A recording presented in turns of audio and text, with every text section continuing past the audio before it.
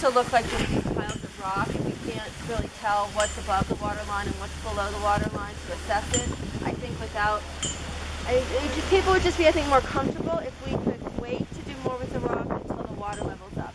If, however, you need to do certain things below water level, we can try to decide those things. See, if we fill this pond up to show you guys where water level is, we got to drain it back down to where it's at right now to do the concrete work.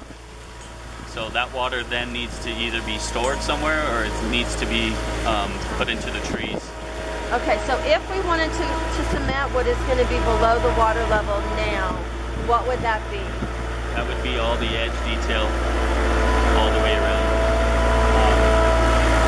Like these rocks here, we don't want them to fall in if some kids are over here walking on the edge. And where's the water level there? Water level is close to, see that line on that rock? Yeah. It's going to be close to that line, which is about 2/3 of the way up that rock.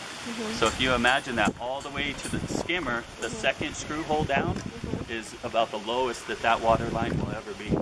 And the highest will be in between the two, in between the two screw lines.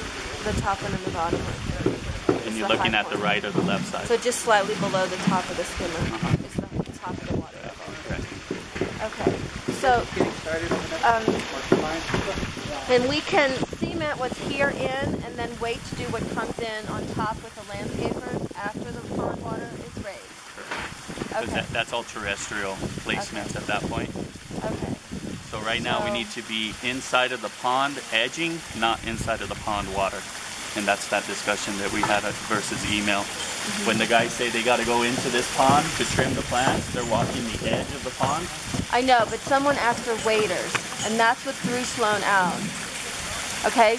When she thinks someone asked for waders, it means they're getting their feet wet. And so let's just be clear that putting on waders when you're inside the pond edge is a precaution just in case they slip in or fall in as well. It's not necessarily meaning that they're going to go in. Okay, and all of your guys, other than even these guys, know. Juan and the other guys all know not to go in the water. I think Eric was telling me that he may have needed to step on that one shelf to reach that pump, but not in the fish area. Okay. So that's another point where the waders are going to typically come in because that way he can get his feet wet. Or even just tall rubber boots. Okay. But we just have waders, so.